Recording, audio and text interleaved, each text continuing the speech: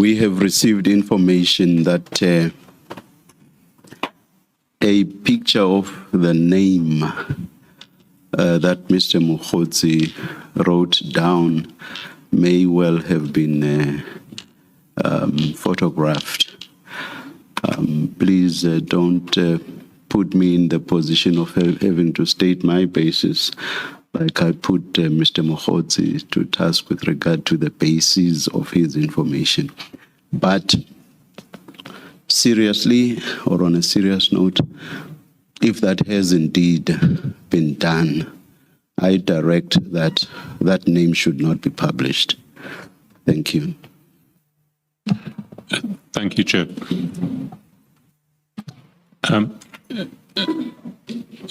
Mr. Mogotsi, if I can take you then to paragraph 31 of your statement. And you say in paragraph 31 that after you had won, well, you talk about winning General Sibiya's trust in paragraph 30, and in paragraph 31 you say General Sibiya agreed that I could continue with my 2 infiltration operations. Can I confirm that you're talking about the Matlala tender as one and the crime intelligence corruption issue as the second? That's correct, Commissioners. And can you then take the Commission through the rest of your paragraph 31? We agreed that I could continue with my 2 infiltration operations. We referred to the matter involving Matlala. Mr. Mogotsi, can you please have the mics in front of you, please, please?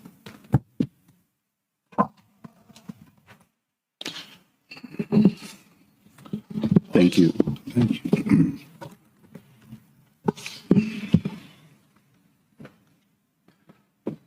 Referred to the matter involving Matlala. Then General Sibiya gave me Matlala's contact numbers. My task was simple. I had to get close to Matlala and identify the syndicate involved in the tender, including if any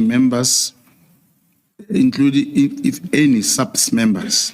For this purpose, I had to convince Matlala that I'm close to Mchunu and that my concern and any concerns that Matlala had regarding South African Police Service tender could be addressed with the Minister. These investigations are still going. So your job was to investigate and identify the syndicate involved in the tender. Have you been able to identify members of that syndicate? Yes, the investigation is ongoing. I cannot confirm that indeed I have a solid members that I've identified. Sorry, I didn't hear that. I say the investigation is ongoing and therefore cannot confirm solid names that I have identified. You do later in your statement refer to Mr. Karim as an investor in the tender. Was that something that you established in the course of your investigations? That's correct, Commissioners. Mr. Karim is Karim Suleiman Karim. He did, of course, showed me some documents that he has invested money in this tender with Vosimos Matlala. Can you then take the Commission through your meeting with Mr. Matlala on 7 December 2024 and what came out of that meeting? I did, of course, call Matlala, engage with Matlala. A meeting was arranged on 7 December 2024, during which Matlala vented his frustrations regarding the subs-tender. He intimated entirely that subs had not made payments to him with reference to the tender. But after the meeting And in December, I received a call from Matlala saying, because I think I must emphasize on 32 that this was a telephonic call. And then after I received the second call, that's when we met with Matlala, saying that I should speak to Mkunu, as he and his wife have been assaulted by members of the PKTT. He indicated that he was intent on and was indeed attempting to open a criminal case regarding the incident at SAPS Brooklyn. He was, however, unsuccessful due to the fact that the SAPS refused to open a docket and receive the complaint. So, just to clarify, did you physically meet with Matlala at all on 7 December? Yes, Matlala, we spoke over the phone, and I received a call from him, and he told me that he has a problem, he couldn't open a case. And in my response to that, I did call my handler to arrange for Matlala to open a criminal case at Soweto. And then it was my handler, Bheki Cele, who then spoke to my co-handler, who then facilitated the opening of a docket. During the period from 1993 after Matlala thereafter was able to open the case through my intervention. So the case was opened at SAPS in Soweto on 7 December 2024. And on that day, me and Matlala met in Johannesburg. And we're talking about a physical meeting? Physical meeting. I'm sorry, I should have just raised this with you earlier. You say in paragraph 31 that General Sibiya gave you Matlala's contact numbers. That's correct. Did you not have those numbers yourself? In my phone, I had different numbers, but I never spoke to him before. But the numbers that he gave me were those that on a official arrangement with SAPS through his tender. So you had certain numbers for Mr. Matlala in your phone already? Yes, but they never worked because I had the numbers in my phone.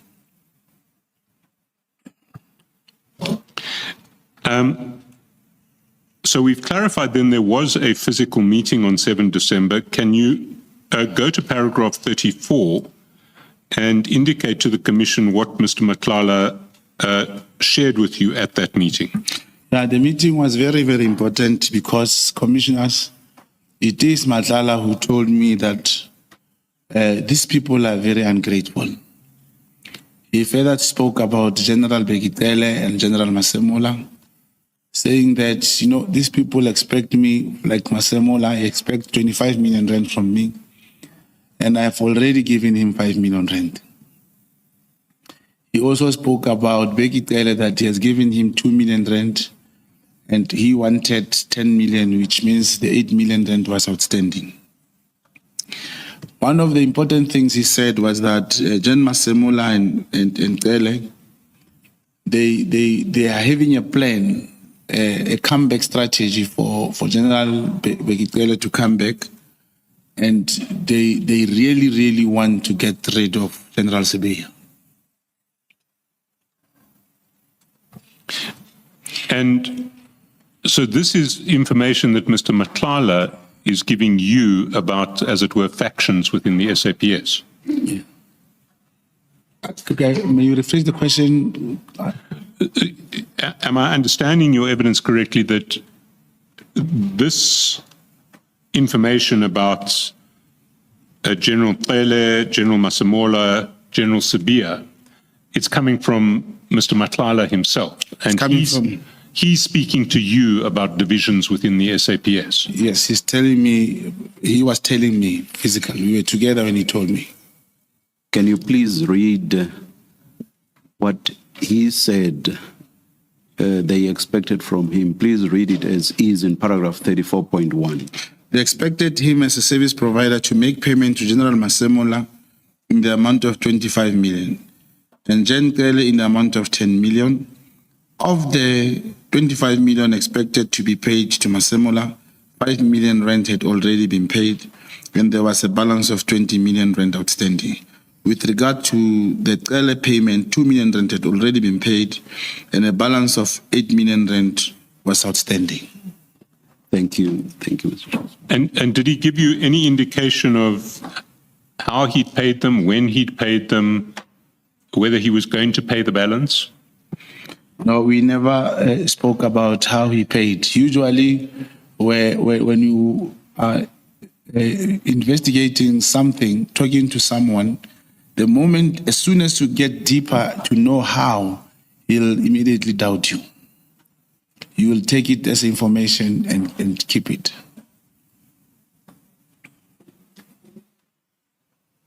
Did Mr. Matlala explain to you how he knows that General Masemola and General Cele wanted to oust Minister Mchunu and General Sibiya? I'm assuming you would have asked the question. Yeah, he did not tell the how of doing it. He just said they want to get rid of Mchunu and Sibiya. So maybe you misunderstood my question. My question is how he knows that's what they want to do. No, he never told me. Yes. Thank you. Can we then go to paragraph 35, and can you take the commission through paragraph 35? Yes, paragraph 35, I'll read it first. It is in December 2024. The same Matlala, he referred me to a high-ranking police officer, and I subsequently met with him. I knew him, this police officer, I also knew him, as we have conducted one operation with him in the past. He shared information with me of the intention to craft a negative finding in a disciplinary hearing against Major General Khan, which was underway. He confirmed that he was in KZN for a briefing on how to address the Major General Khan situation. I'm not in the position to identify him herein, as there are real concerns relating to his personal safety. So if I can clarify, this man was brought to you by Matlala. Yes, he told me there is one hiking rate. He used the word, there's another bra that I want you to meet. He has something for you, and I believe the minister may want to hear, and the minister can do something. And I met this man who I have, in fact, I briefed my handler first to say there is this man who wants to meet with me, and then he's saying he has this kind of information. But when I met this man, I did a recording on our conversation. And immediately sent agent, after informing my handler, we had to process that because with the DPCI for section 252A. And I did meet with Lieutenant Colonel Schnell to register and apply for and conduct the operation in terms of that section of the law. My intention there, Commissioners, was to employ the information that I obtained from the senior officer in the section 204 that he can, against General Mkonazi and Lieutenant General Kumar, because that's what he told me, that in Durban, they plotted on how to expel General Khan. So if I can just clarify, this officer who was referred to you by Mr. Matlala, Yes. told you that he was aware of a plot by Generals Kumalo and Mkonazi to get rid of General Khan. That's correct, Commissioner. And that, as I understand it, maybe I'm getting ahead of myself, but the plot involves getting this officer to give false evidence against General That's correct. He was one of the witnesses of an incident that occurred some years back, and he was called to KZN as part of preparations for the hearing. They did give him how the whole plot is to unfold and how he should implicate General Khan. Do you still have that recording? Yes, the recording and the statement is with Lieutenant Colonel Snell.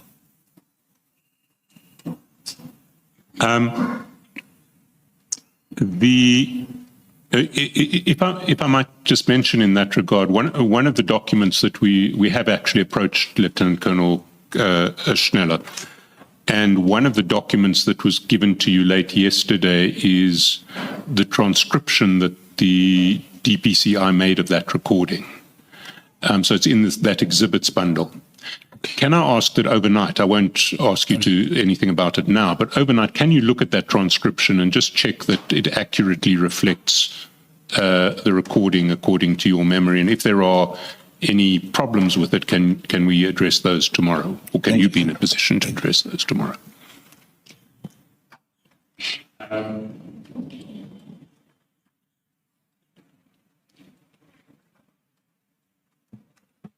So I want to just take a step back. This is Mr. Matlala again telling you about, for want of a better word, factional fights within the SAPS. You have, according to Mr. Matlala and the officer he refers you to, you have two generals plotting to get rid of another general through false evidence of this officer. That's correct. Did you understand this division within the SAPS to be in any way related to the other division that Mr. Matlala had told you about, that you have General Masemola and Minister Cele on the one hand and General Sibia on the other?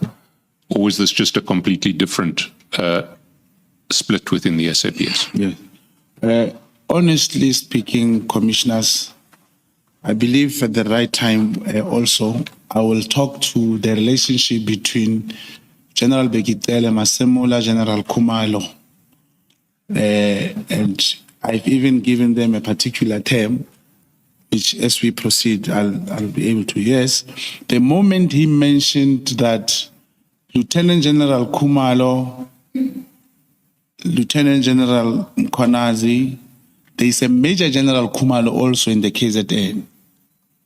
It is him, who addressed the senior police to say, we expect you, this is how we expect you to perform during the hearing. Because now, according to the lieutenant telling me, the instruction from General Khumalo and General Mkhwanazi is that they must find this general, Major General Khan, guilty, and he must be dismissed. I'm not sure that you understood my question. What I was asking is that you're now flagging a division within SAPS of two generals, Generals Khumalo and Mkhwanazi on one hand, and General Khan on the other hand. Is that division in any way related to the division that you spoke about earlier, with General Sibia on one hand, General Masemola on another hand, on the other hand with ex-Minister Cele? Oh, okay. Thank you for clarity. Yeah, it is true. That is the crime intelligence, the division of the South African Police Service, the same division which, when I spoke initially with General Mfazi and General Sibia, I was referring to. That was one of the cracks that I identified within the crime intelligence. The moment he says, and I did ask him, who's Major General Khan? And he said, is this other, but he knew him, didn't explain to me, I did not know him that time. And furthermore said, yeah, it seems like Khumalo and Mkhwanazi, they want to get rid of him. That's when immediately, because the recording is there, and then we were able to perform this whole thing. Then I realized that there are factions. And the information as it came was that there was a suspicion then.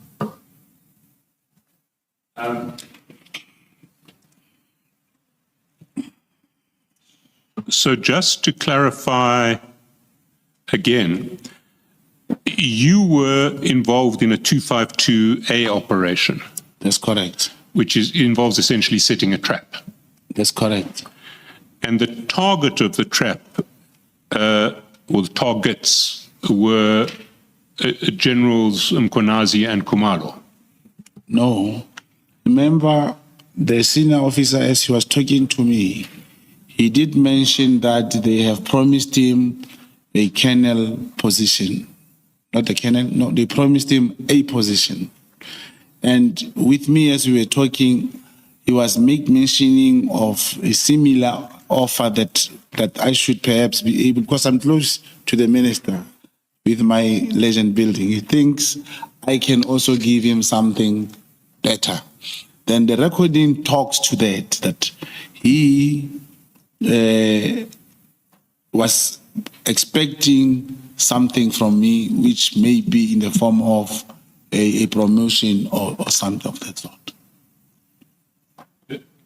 Sorry, but I just need to take you back to paragraph 36. You say the intention, second sentence, the intention was to employ this person, that's the officer, as a section 204 witness against both Lieutenant Colonel Kumalo and Lieutenant General Mkonazi. Yes, it's true. The first question you mentioned, 252A, it was a trap. But because we have trapped him already, now is my time to tell him that I expect you to be a 204 to help me against Lieutenant General Mkonazi and General Kumalo. Because he was recorded already, telling me the instruction they have given him on the plot against General Khan. So the 252A didn't relate to his future testimony in the disciplinary hearing. It related to what? To your meeting with him when you recorded him? Both two sections becomes instrumental to remember the 252A was to trap on what he wanted, what he expected that I could be able to give him, as he has given me the information. And now I immediately use that information against him to say, now I need your testimony. You are going to testify against General Mkonazi and General Kumalo about their plot against General Khan, which was the plan.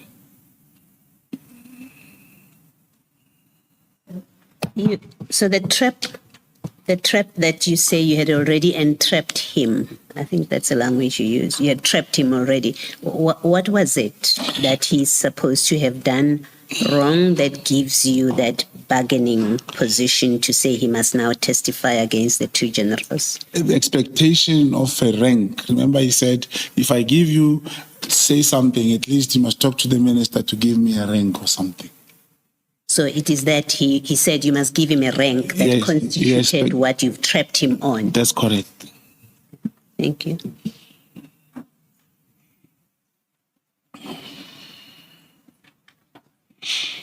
And when was the meeting with him at which you trapped him? It was during December 2024.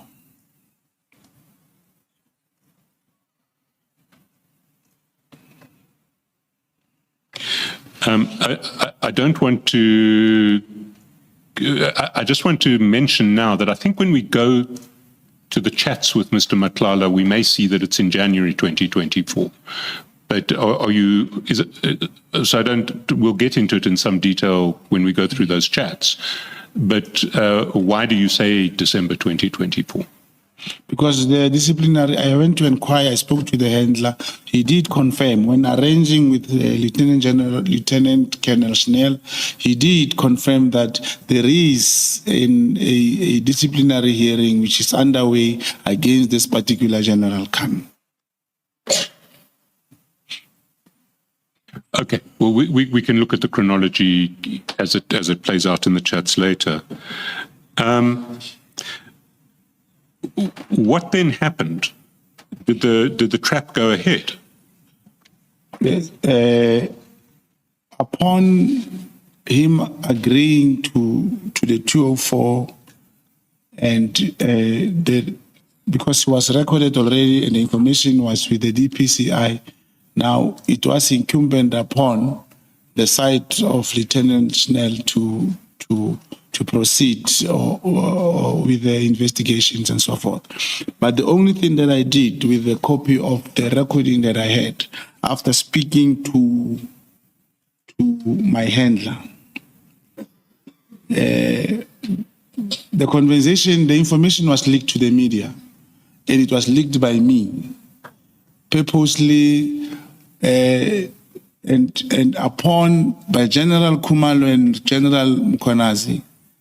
They had no choice because the information has leaked, and that's why I believe General Khan was acquitted. There was nothing he could do because there was a recording that proves that there was a plot to dismiss General Khan. And I heard him when he was here, if you remember, commissioners, he said after he has accepted to preside over General Khan's disciplinary hearing, I started talking to him. It is true. That was the period. So let me just take a step back. You leaked the information to the media. That's correct. And the information that you leaked to the media was that certain witnesses had been pressurized to give false evidence. And you will be given promotions. I think in return for the publication is available in one of the minutes. But that was leaked. What you leaked to the media. That's me. That's me. And that had the result, in your view, of General Mkhwanazi acquitting General Khan. Yeah, that's what happened. He had no choice. He ended up acquitting General Khan. And what then happened with the Section 204 and the trap? That commissioners, as senior counsel has alluded, that he has managed to obtain the transcript from Lieutenant Snell. I believe he'll be in a better position also to give senior counsel the progress relating to that matter.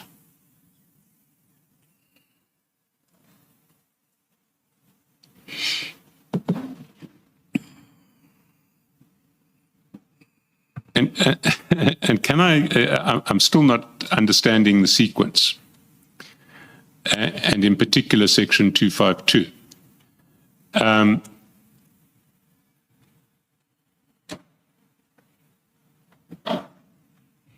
You would have to get authorization under Section 252A to run a trap, would you not? That's correct. So when did you intend, or when did you seek authorization, and when did you intend to run the trap? Through my handler, there is also a verbal authority to obtain the particular authorization, and it was done. I believe Lieutenant Colonel Snell will confirm the process as to how did the whole thing unfolded. But it was done in my presence by my handler because it was a verbal authority.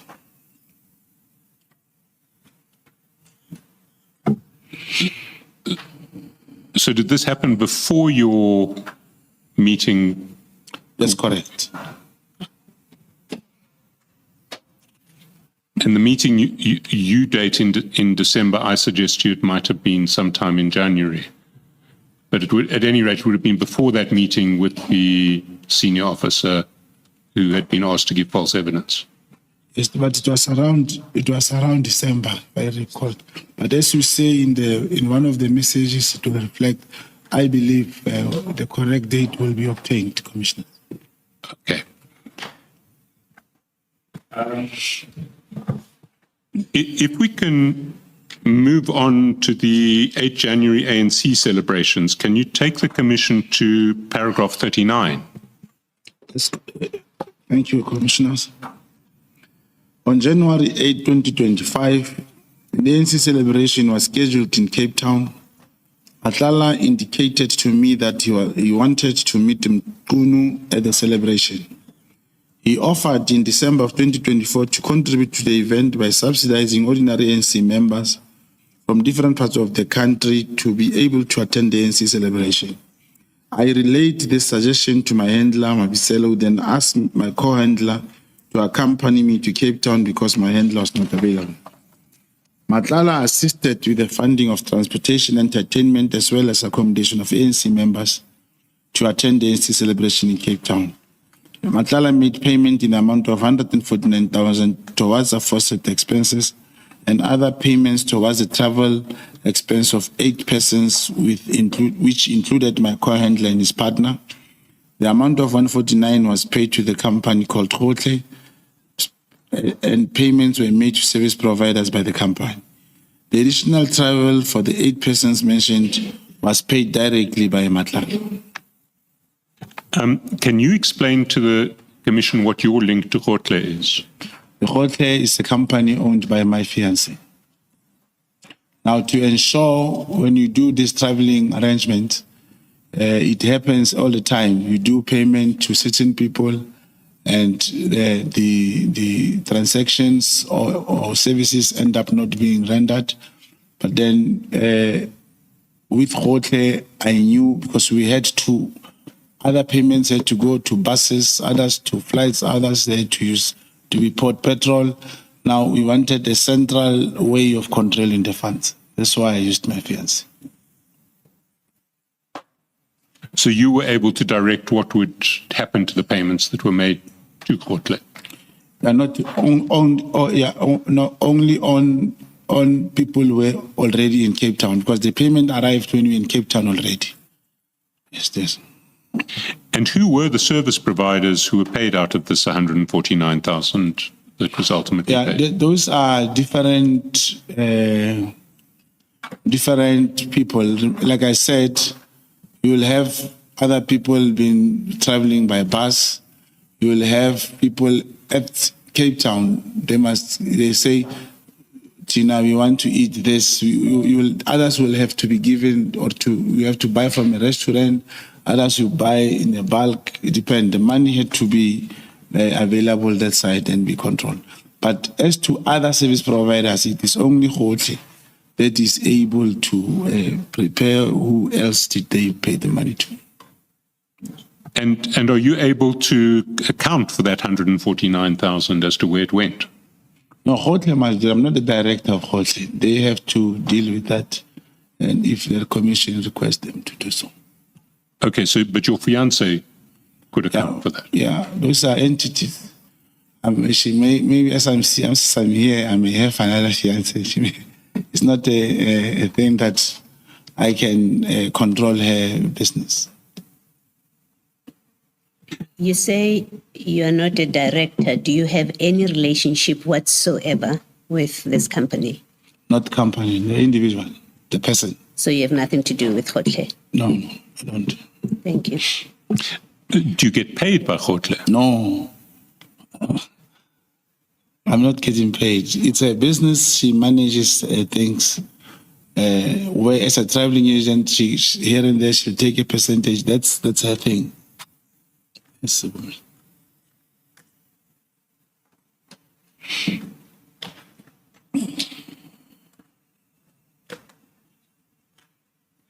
You say it was never your intention that Matlala would meet with Mqunu in paragraph 41. Can you just elaborate there?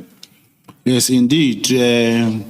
One of the instructions from the handler was that both the handler and the handlers, Ket Matlala must never meet with Senzo Mqunu. My responsibility would rather be to manage him or to say things that I know would never materialize. But it was a clear instruction that they should never meet. And indeed, they never met. And did you know why there was that instruction? Yes, remember the intention on this company was to investigate the director who comes from being a John Wick, who's now Ket Matlala. There was no way you could bring that person closer to the minister. Sorry, there's no way? You could bring that person close to the minister, Commissioner.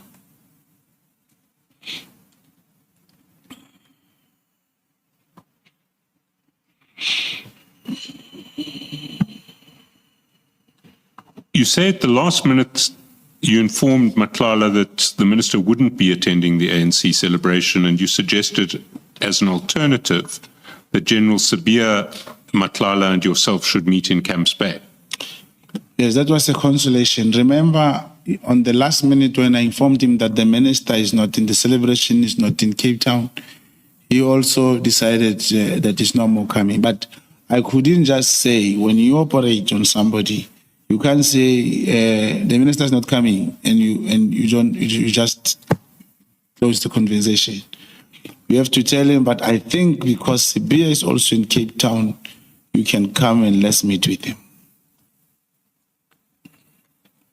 What would the purpose of meeting with Sabia be?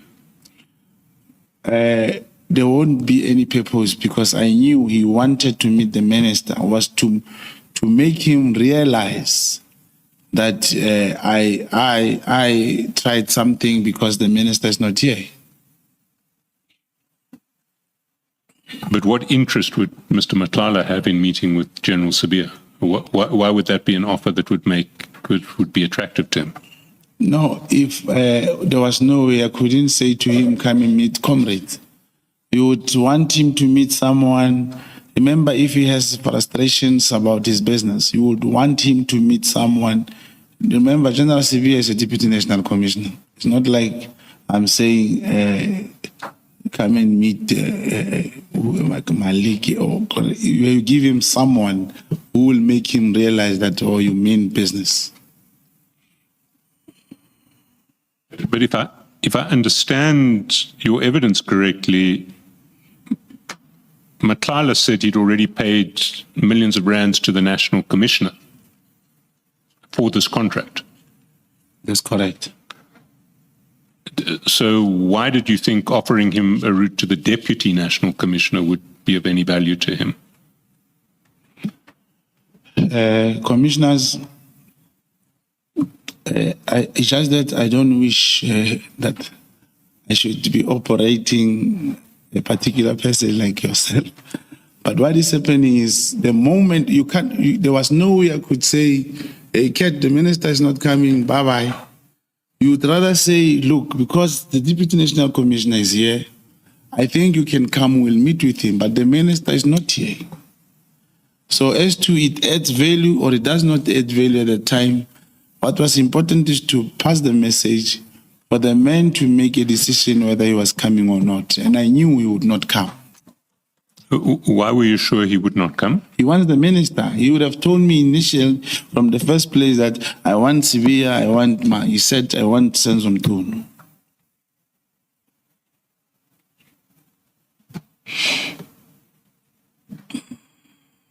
All right. You mentioned that your prediction was correct. He decided not to travel to Cape Town. Can you take the commission through paragraph 42? That Matlala in China, after receipt of this information and the alternative suggestion decided, however, not to travel to Cape Town. He was increasingly adamant that he wanted to meet with Nkunu as he was not paid by the subs in terms of the tender contract awarded. Now, that's when I requested permission from my handler to facilitate a meeting between Matlala and the Chief of Staff, Cedric Gabinde, without the minister's blessing. And okay. Should I go to paragraph 43, Commissioner? Please do, yeah. My handler held the opinion that I should find a way to manage Matlala without attending to the minister's office, either to arrange an audience with Mchunu and or the Chief of Staff. He reiterated that I had to continue infiltrating Matlala network in order to identify all the role players within SAP's tender that was awarded to him. So from your handler's perspective, they wanted to keep Matlala away from the minister's office entirely? That's correct. Can I just ask, I find that sentence very confusing. the handler wanted to keep Matlala away from the minister's office. That's the first part that you've just confirmed. And then it's the second part I don't understand. Did the handler encourage you or approve that you arrange an audience with the minister and the chief of staff, but just not attend the office of the minister? I don't understand what you're conveying in that sentence. I requested permission from the handler. Yes. That I should rather, how about I arrange a meeting with Chief of Staff Cedric Ngabinde, Yes. but I won't let the minister knows that I arranged that meeting. Still, the handler refused. So the handler, so what you're saying in paragraph 43, I'm at 43 now. Are you there saying the handler refused you arranging a meeting with the chief of staff and Mkhunu? Is that what you're conveying in that? Yes, both of them. Yes, I must stay away from the minister's office. When you say minister's office, you mean the people in that office? Yes, or the minister physical office? and the chief of staff. The yeah, that's correct. Thank you.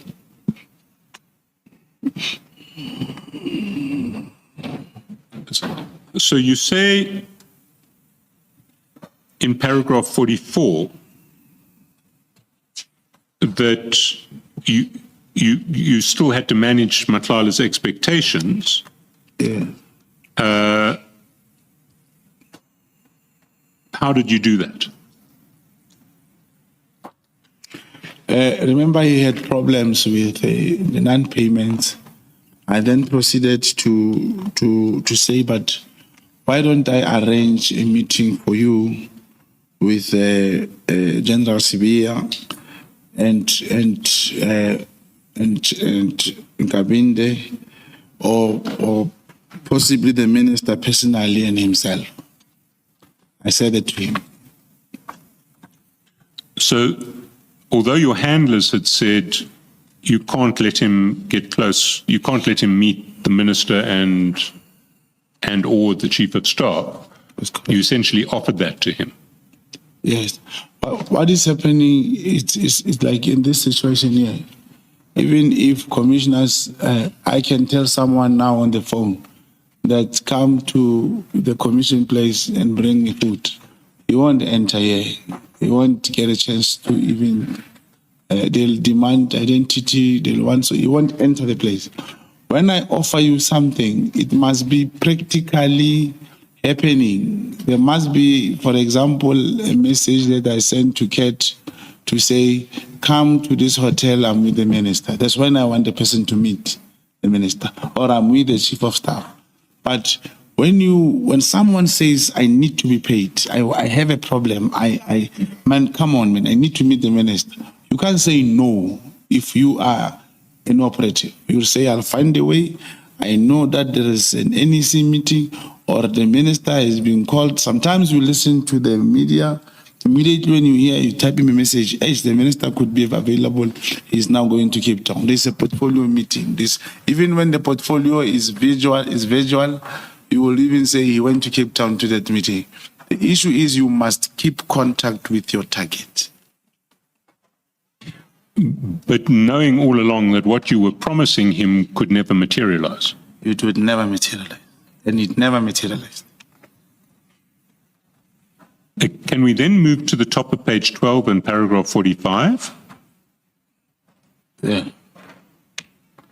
During April 2025, the exact dates I cannot recall. I traveled to KwaZulu-Natal by car. I made a trip after Matlala indicated to me that he was going to meet with a person who would solve all his difficulties in KwaZulu-Natal, moreover in Devon. And that he said in 2 days' time. I traveled to KwaZulu-Natal, arriving the day before Matlala's intended arrival. And my source at the King Shaka International Airport, an Uber driver kept observation on my behalf and informed me when Matlala arrived at the airport. The Uber driver relayed to me the registration number. Just a minute. Do you not agree that this was an unwise choice of a source? An Uber driver could easily have gotten a call for a pickup and left the airport.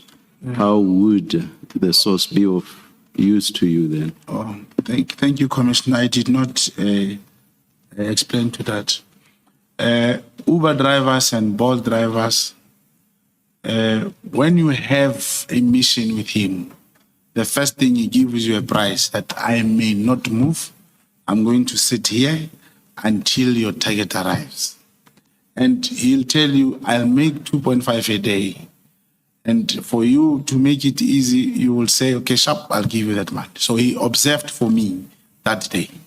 He even he even ensured that he followed him to the car, the other Bolt, the Uber he was traveling with, and sent me the particular registration because I was waiting along the on the road from the airport. So is this Uber driver your informant or Yes, just a yes. random Uber driver? No, it's an informant. And how would you have identified Mr. Matlala? He knows Matlala. He knew him. You remember you talk to a person, you will even send him a picture, but that time he knew him already. You didn't send him a picture. That time, no, he knew Kate Matlala already. And he knew him from where? Because we were talking about him. There was a time when I was in Durban, because as an agent, commissioners, you have a network. You see, for the nation, for the intelligence service to function, I can say you can't run intelligence service without without an agent. Now you'll have even people who are selling on small scale. Someone knowing he's selling drugs, 100 rand, 700. You know him. You won't arrest him. You won't tell. He's your informant. He'll lie to you. He'll say, no, let's bank 2 million. But because it's your source, you won't tell your handler this man sell drug. But he's selling on small scale. But he gives you information that can really turn out. The same applies to Uber drivers. You even in Cape Town, you go to especially Durban, Tambo, Cape Town, you must have those people. The payment to this informant came not from your handler, but from you directly to him. You must now. Those are other things. Remunerations of like your Uber and does not happen like with the informant. Remember what happens. You explain to him that how much is this, whatever, and he'll say for a day I need 2,000 rand. Now, as I've alluded in my statement that informants cannot be paid by me, it doesn't necessarily say when an informant say to me, I need 200 rand, your target, I must tell the handler, hey, the man wants 200 rand. When I have means, I'm able to give him. But I must inform my handler, the man is standby, this is what we are looking for. In case we go right, please arrange something for him. Okay, but the payment to the Uber handler comes from crime intelligence funds because it's you're doing work for crime intelligence. Yeah, but now it is now, you see, now it was only 2 days that time. Mm-hmm. The handler must find someone in KZN who must facilitate that because the Uber driver is from KZN. But that was only 2 days time. And we have only agreed upon 1,000 rand at the time, which I spoke to my handler and was able to give him maybe something. Thank you. Thank you. So I just need clarity here. You are paying the Uber driver essentially to take the day off from Uber and to be your source. Yes, and then something like that. But sometimes you become lucky, your target arrives 11 o'clock. And it's not that you only give him, he can say, I give me 500. But you're the one who's physically giving the money. You have to make arrangements. Either you give him cash or you arrange a shop ride. There must be something that you do for this person.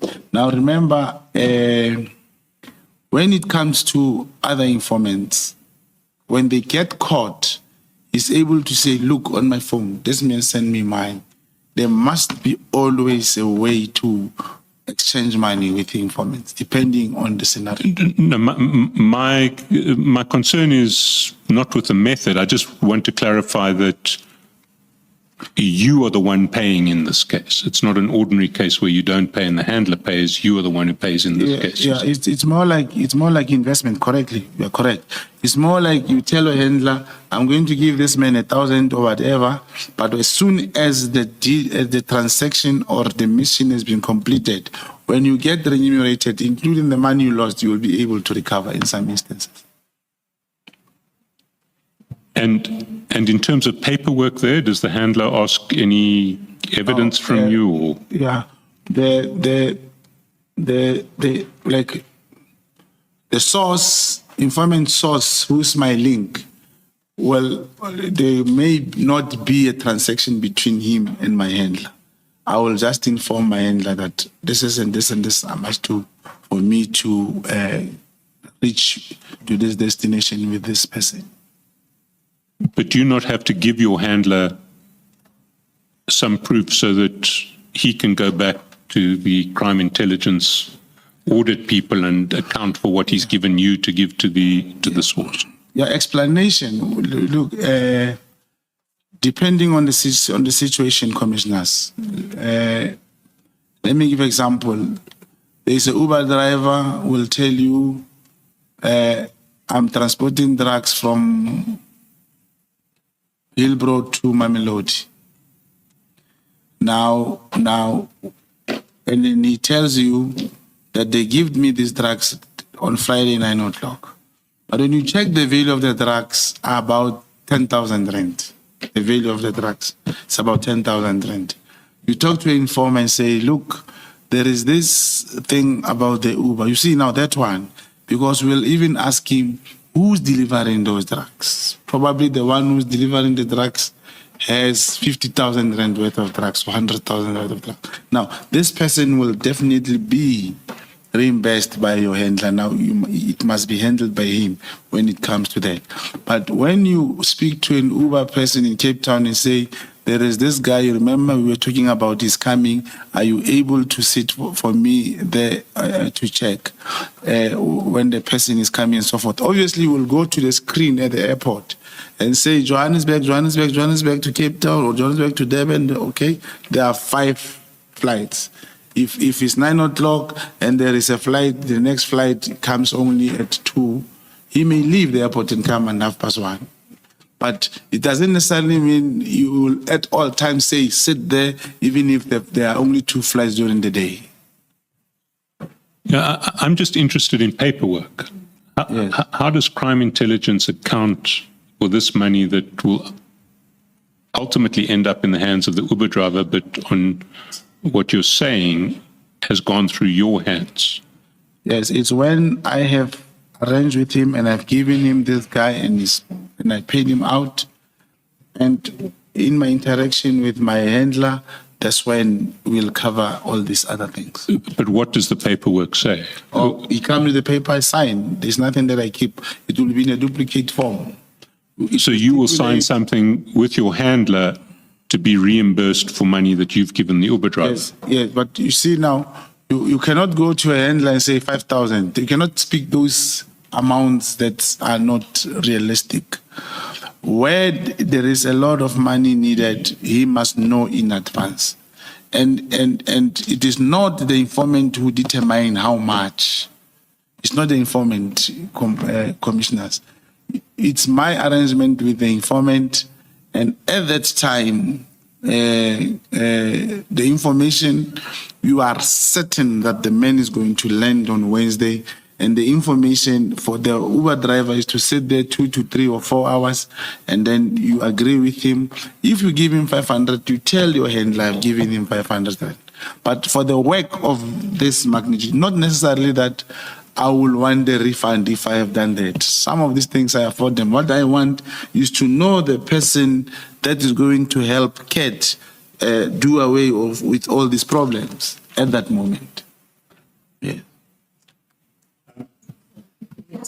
So you pay your informant and you say you can claim it back from the handler when the mission is complete and has been achieved.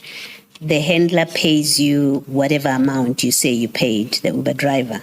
How does the handler know that to believe you Okay. that you paid the Uber driver 1,000 rands and not 500 rands?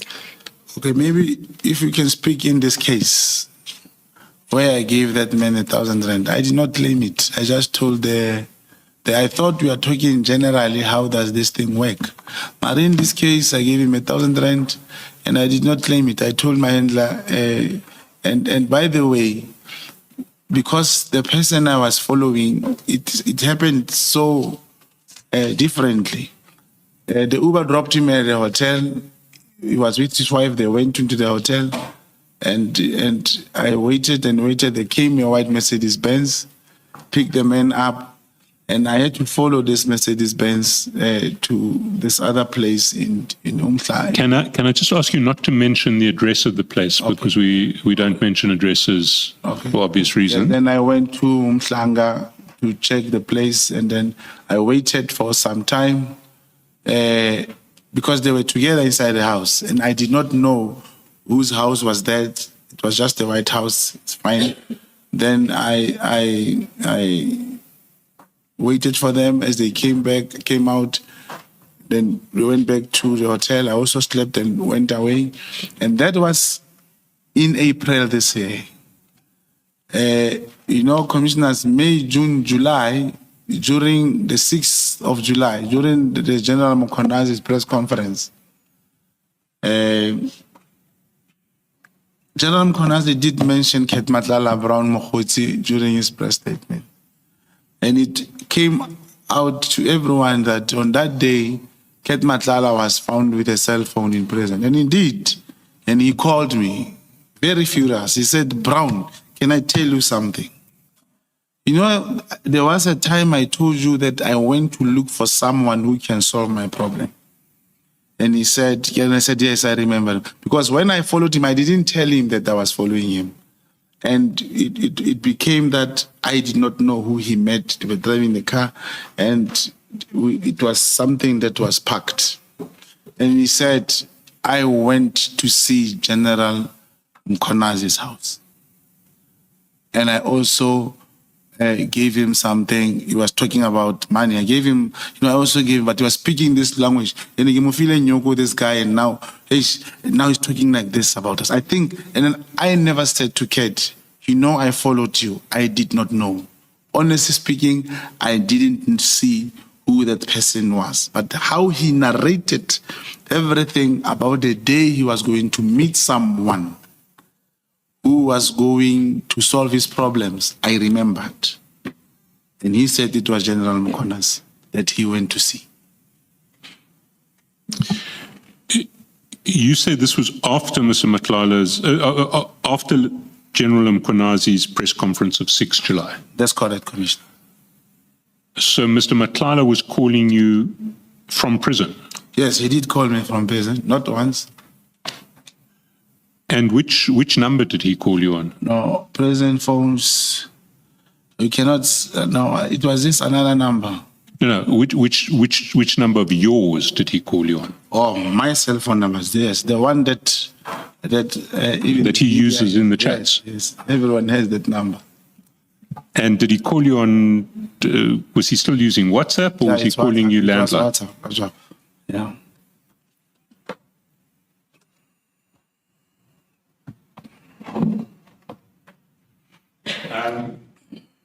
Then in 48, you talk about some other calls from prison. Can you just briefly describe those? Yes. He did call me, of course, from prison, but we were discussing like his strategy, how was he going to get bail, and what is happening, what is transpiring, and what is he doing all that, like what is happening to him, like his plans of getting bail. Let me take you back to the visit to Durban. When Mr. Matlala said that he was going to go to somebody who would solve all of his problems, was he referring to the problems he had with regard to the tender? Yeah, he was mentioning, yes, particularly in subs. Yes. I'm thinking the tender, as I understand, was a tender concluded at national level. Did Mr. Matlala explain how the KwaZulu-Natal commissioner, sub-commissioner, would have assisted on this? He never said, can I, I thought this is an omission.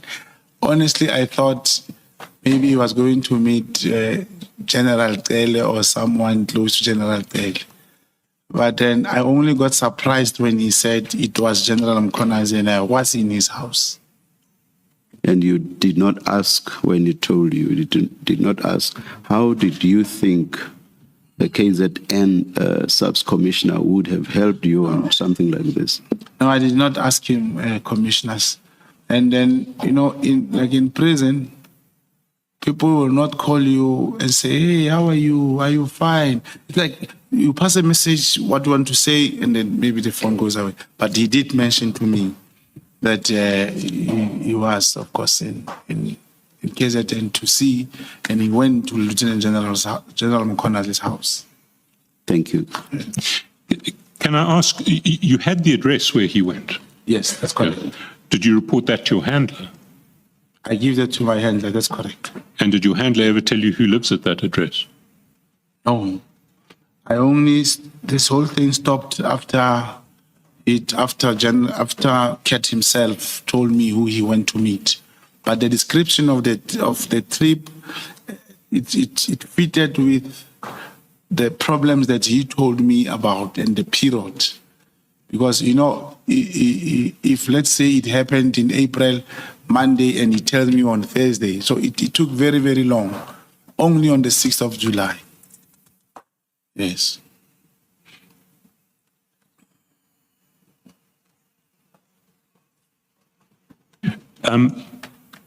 Paragraph 49, you now talk about your actions after Lieutenant General Mkhwanazi's press briefing on 6 July. Can you take the commission through that? Yes, after Lieutenant General press briefing on July, and moreover the reference made therein to me, I decided to continue investigating General Mkhwanazi and obtain as much information as I could. To give context to the arguments and statements that he had made during the press statement, my handler at all relevant times knew of my continued investigation and it carried his approval. And paragraph 50, sometime thereafter, towards the end of August, I contacted the late former Minister of Police, Nathi Mthethwa. I wanted to understand why Lieutenant General Mkhwanazi was removed as acting National Commissioner of Police in 2012. I spoke to Mthethwa regarding my concerns that General Mkhwanazi was CIA operative according to information I received from my source. Mthethwa said he shared my suspicion. In order to confirm this, he said I needed to travel to Kenya to meet with the contact who was aware of CIA operations in South Africa. 51. Can I just stop you at this point? Had you ever met the late Minister Mthethwa before? As a member of the ANC, long time. Yes. And how did you contact him? You mean now before? Yes, I had his WhatsApp numbers. I believe even the gadgets, remember it's known, there was a search and seizure on my phones recently. That number, I'll give you the name I saved it under, is there. The name is there. And where was he when you contacted him? No, we only spoke over the phone. I think he was overseas. And he said you needed to travel to Kenya to meet a contact. That's correct. And did he give you details of who this contact was and how to get hold of him? He gave me the name and the contact numbers on WhatsApp.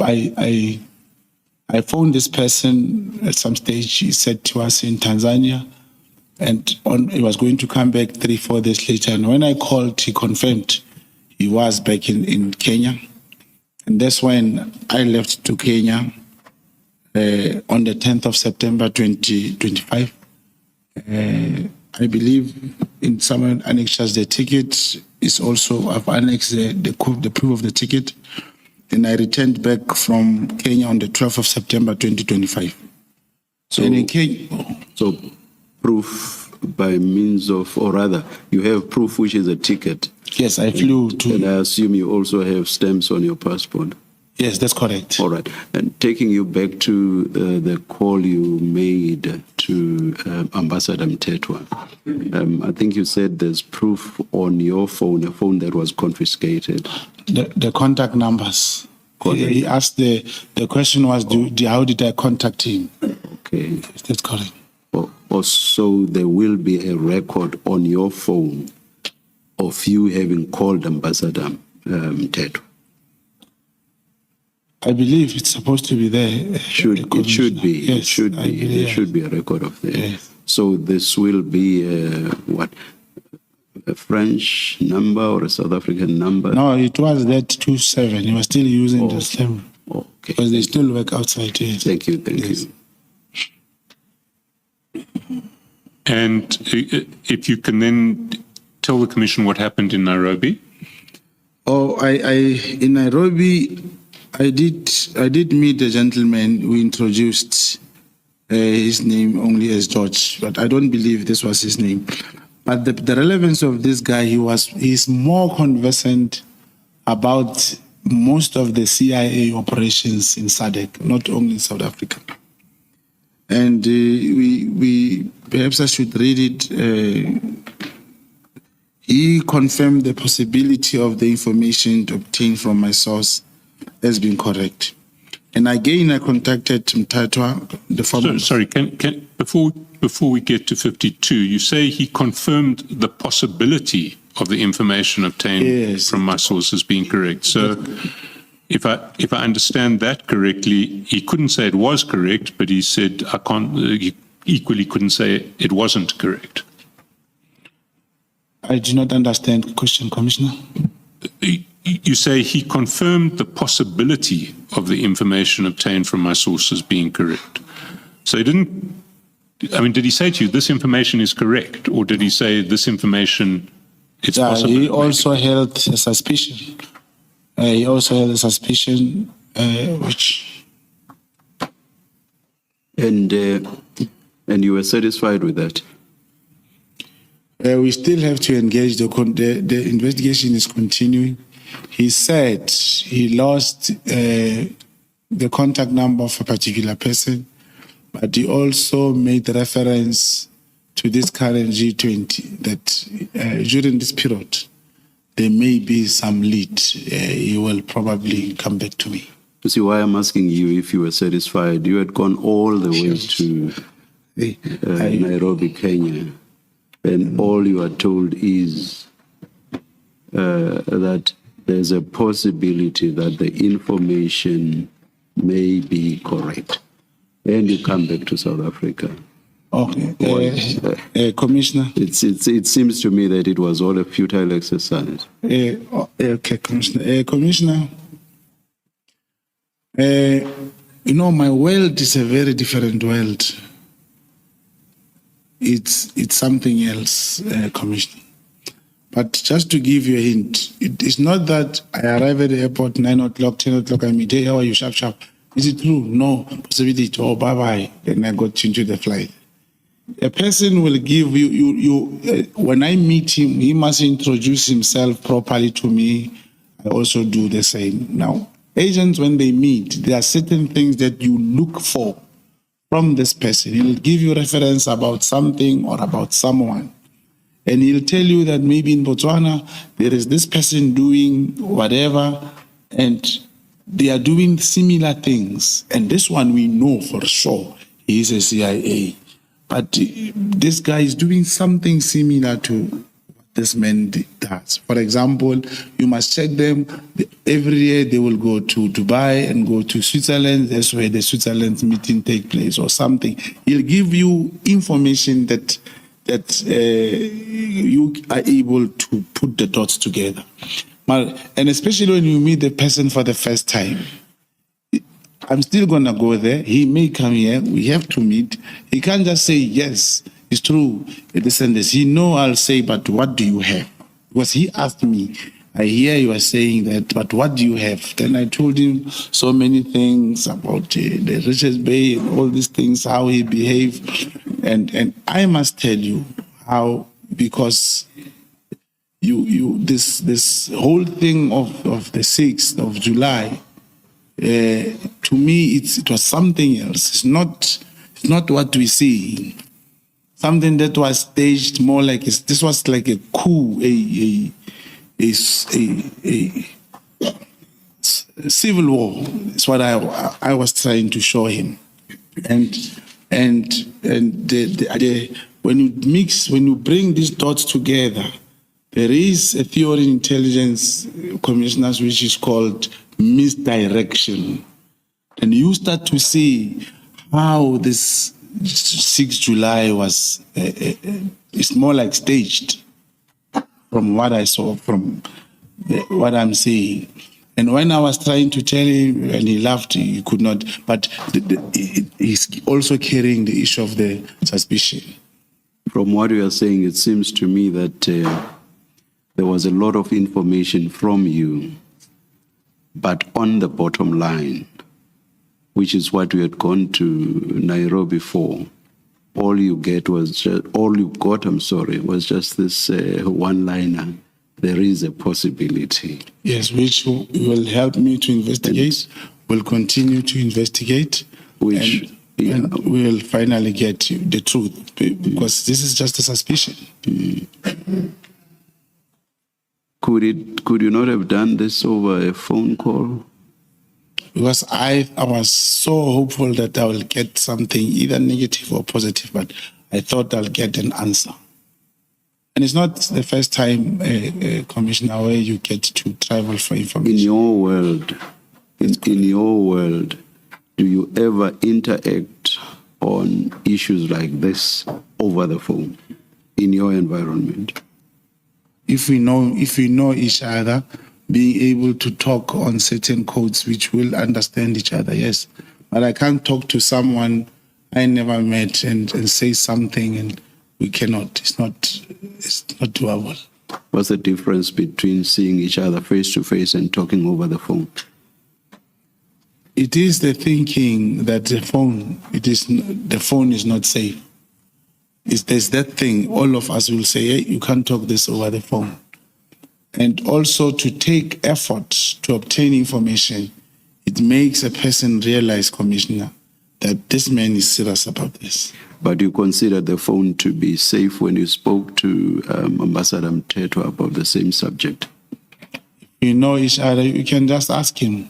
No, this is about safety now. Yes, This is about safety. Yes. Did you consider the phone to be safe when you spoke to Ambassador Mthethwa about the same subject? Yeah, but and he was far, and for me and him, we thought we could just talk about it.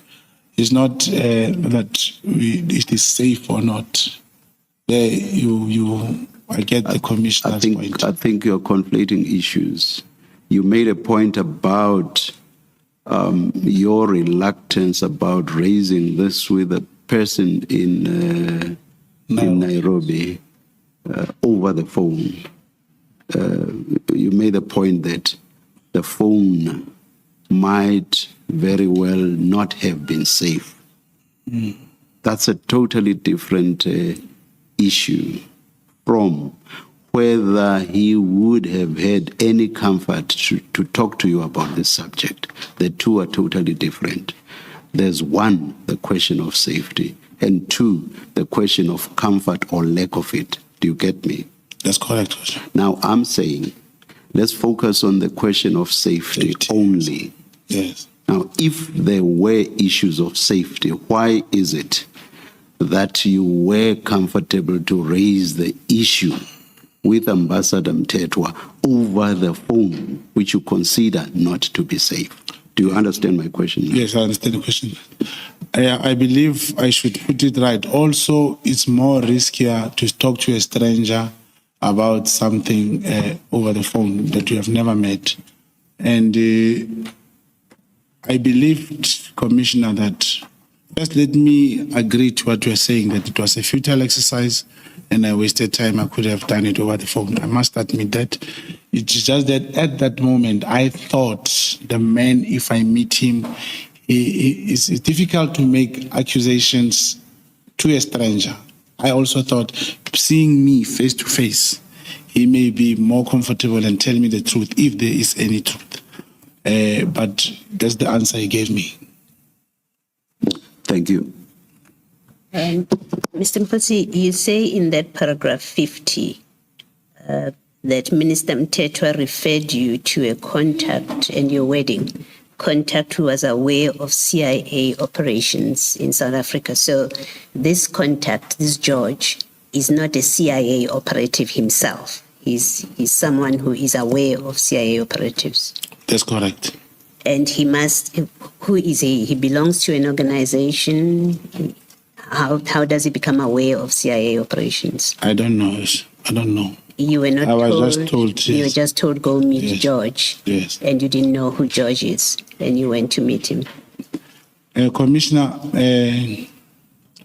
no one will say I am a CIA operative or I am not. But when you get information that this person may know something and you start talking to him and he agrees to meet you, you will go and find out. So George may well just have been a random person you don't know, because you don't know his organization.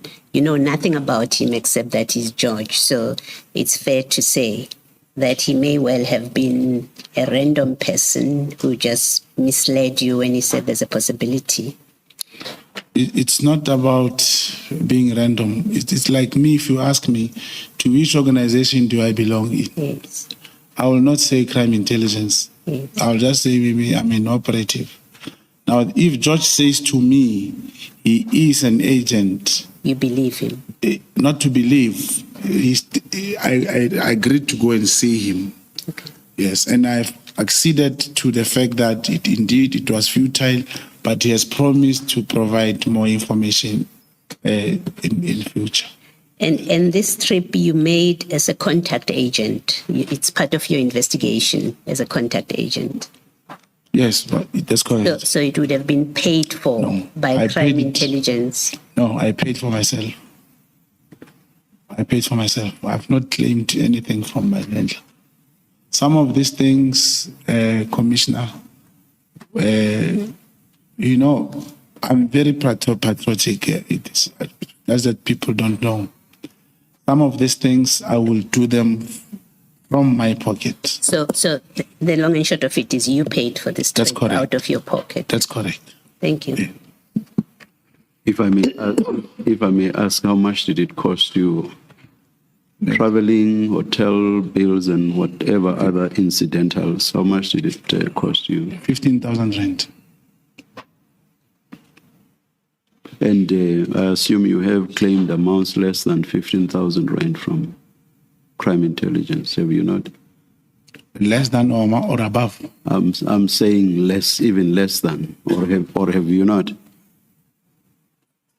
Yeah, I've been there for some. It's not more than that. Not more than that. You'll claim here and there, but not more than that. Sorry? I have not claimed more than that. You mean like money, cash, 15,000? No. You have not. No. I find it strange then that you would not have claimed back an amount as high as 15,000 rand. It's not the first time, commissioners. Commissioners, and this is not only about claiming. Putting the country first, being patriotic, respecting the flag, carries more weight than these things people are thinking. A lot of weight. Thank you.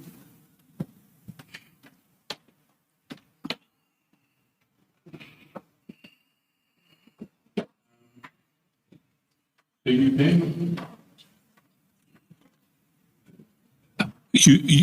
then, on your return, say you contacted ex-Minister Mthethwa and briefed him about the trip in Kenya. What did you report to him? I told him we are still at the same position. There was nothing more tangible provided. The guy also has similar suspicions. He did not give me anything tangible. And what did ex-Minister Mthethwa say to you? He did tell me that he was also going to come to the commission, and amongst other things, he was prepared to corroborate his suspicions also. For the record, I can confirm that Minister Mthethwa at no stage communicated his intention to come to the commission. He made no contact with the commission, ever. Yes, he did. He did tell me. He never said he made contact. He was just saying he'll be coming, he's prepared to come to the commission and give that. Can you date when you spoke to him? Come again, Commissioner? Can you date when you spoke to him to report what had happened in Kenya? Yeah, just after I came from Kenya, around the 14th, I think. 13th, 14th September. And again, would that be reflected on your phone? Yes, I believe so. Mr. Shaskelson, please. Mr. Mogotsi, can you read into the record from the second sentence of paragraph 52 all the way to my handler at the end of paragraph 52? Okay, Mthethwa confirmed that he was prepared to testify before the commission in confirmation of intalia the fact that Lieutenant General Mkhwanazi had been removed from office by Mthethwa for various reasons, one of which was the suspicion of him being a CIA agent. I relayed this information to my handler. Thank you. And we know that the late Minister Mthethwa passed away on 30 September 2025, which is what you allude to in paragraph 53. You say, under what can only be described as suspicious circumstances. Are you aware of any facts in this regard that are not in the public domain? No, I know that. I only see what is in the public domain.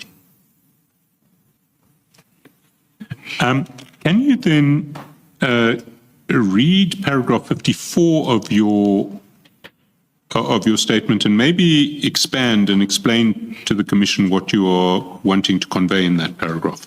The modus operandi I've adopted as an MK agent and thereafter as informant to South African Police Service as an agent for crime intelligence with a formal handler assigned has always been that I'm constantly on the lookout for information that will suit my purpose in a particular situation. I would typically take advantage from acquiring a piece of information, relaying it to a specific person in a specific context for a specific purpose and to elicit specific reaction. It means I have learned to always look for any information that I can use, be it spoken by someone or any information that is on the public domain, if it's suitable or if I can use it to the advantage of whatever that I want to further. That's what I learned to do. Mr. Mogotsi, in your capacity as contact agent, good afternoon. Thank you. In your capacity as contact agent, you interact with your handler and your informants. You're investigating so many cases, according to you. Do you keep a diary where you record this information? And the dates and who you met and what information they gave you? Where do you record all this information? As an agent, you are required at all times to make notes and whatever and give to your handler who keeps your file. Your file is kept by your handler. So you cannot have a diary of anything of that sort, which if it becomes accessible to anyone, you'll definitely be attacked. So details relating to this trip to Kenya, all that information, you've already given it to your handler. That's correct. You no longer have the notes with you. Yeah, but there was nothing written in Kenya. We only conversed as we do. And I came to tell him, and then we noted in the file, and we kept the file. That's correct. I'm assuming that when you had to go to Kenya, you needed to go to a certain address at a certain time to meet a certain person who has been described to you? Because you can't just go there and meet anybody. You had to know what the person looks like, where you are going to meet them, at what time. Where did you record all that information? It's not. It's a normal thing. I'm flying at 12 o'clock or 1 o'clock. I arrive in Kenya 5 o'clock, and then he'll tell you. You sit in the restaurant 6 o'clock. You go to outside. There is MTN and Telcom in Kenya. You then either you buy airtime, but in the airport there is Wi-Fi.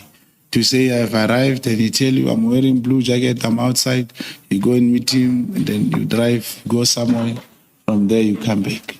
So that will be in your WhatsApp then. It won't be in a notebook. No, you can't write that. You talk to him over the phone. Yes. Okay. Thank you, Mr. Scott. Maybe on the same theme of records and to an earlier discussion where you say in your statement that you were involved in an operation where with 32 suspects and 32 firearms were seized. You remember that operation? That's correct. Now, you are a contact agent. You are not an operating member of the SAPS. Is that correct? That's correct. Okay. But you are in an operation. There must be a record of this operation. It is. Somewhere. And it is annexed. It must show that you were... No, I'm not talking about Okay. pictures. Okay. I'm not talking about the pictures that are attached. I'm talking about a proper record of the operation itself in SAPS's books, and which will tell whoever is interested who was involved with that operation. That's correct. So one can expect to find you there. Yes. What happened is that the person I'm referring to was who I was doing operations with. He has made a statement, and on his statement, he will say, remember his name is there and contact numbers. He'll say my source. He won't write my name. So only because I believe the commission will perhaps meet the person. It is him who will tell you, this is my source, this is the man who called us, this is what he told us, and that's how we knew. Yes, no, I'm not asking about the source. I'm asking about you participating in an operation. Unless I'm reading your paragraph 29 wrong, you say I was also part of an operation during October 2024, rather, when 32 suspects were apprehended and 32 firearms were seized. Yes. So if you were, what I'm asking is if you were part of that operation Yes. as it unfolded, there must be a record, because we have come to learn that operations of the SAPS, there is a record of an operation that was undertaken and who was there. So I'm asking, you would be in that record. I'm not sure if Commissioner is aware that being part of the operation is not physical, it's about information. So you don't mean you were present when there was, I think, this takedown or whatever they call No, it? if there can be a crossfire, you will be hurt. You cannot. All right, no, I then misunderstood your statement in the... Thank you. Thank you. Thank you.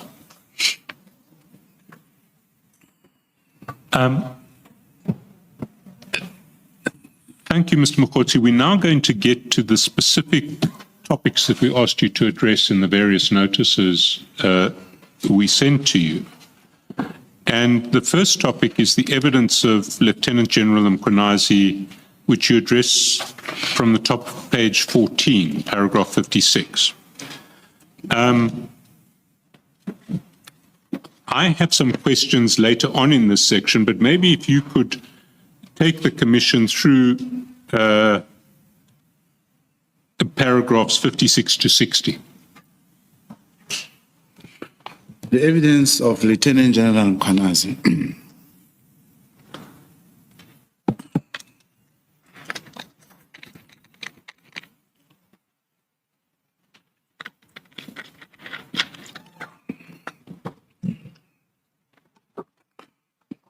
The evidence of Lieutenant General Mkhwanazi, the conclusion drawn, and the assumptions made by him regarding me cannot be, in the absence of what I have stated here in above, be criticized. I say this because Lieutenant General Mkhwanazi could not and did not know that at all relevant times I was a contact agent acting on behalf of the state with tasks, orders to investigate both Lieutenant General Mkhwanazi and Matlala as aforesaid. The perception and assumptions that Lieutenant Mkhwanazi alluded to in his evidence with reference to me is exactly the outcome and the perception that I wanted to obtain and to create in order entirely to gain his trust and to get closer to him to investigate his ties with the CIA. At all relevant times, my handlers had full knowledge of and was kept appraised of my conduct and strategy, not only where Lieutenant General Mkhwanazi was concerned. I was privy to sensitive information regarding the South African Police Service and crime intelligence, not because I had dubious relationship with any senior police officer or persons in the public office, but due to my involvement as a contact agent for the crime intelligence and through my vast network of informers and sources. Can I just stop you at this point? Did your informers and sources within the SAPS, did they know that you were an agent? I don't understand the question, Commissioner. So people who were giving you information, SAPS members and crime intelligence members in particular, did they, and who gave you information, did they know that you were an agent? Yeah, it depends. It's not everyone. But remember, someone who's employed in the crime intelligence will not necessarily be an informant, except for maybe a person who's in the employment of crime intelligence, being a support staff, for example, in the human resource or supply chain.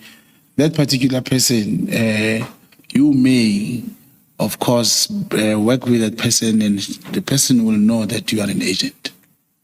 But others will, in this context, think you are maybe close to the minister, or you can do some changes, or you are a person connected in the ANC, top brass, you can help them.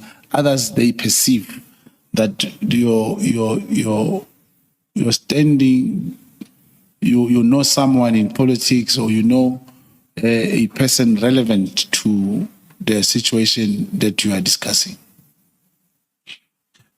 Because I'm just trying to understand the situation that you're describing, which is an unusual one, which is of an agent operating to investigate crime intelligence itself and depending on sources of information that come from inside crime intelligence.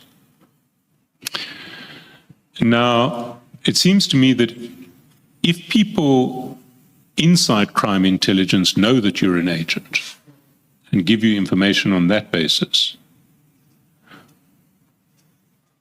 there's a risk that that will compromise the whole operation, because once your status as an agent is known, it will be very difficult for you to get covert information from anybody else in crime intelligence. Do you accept that?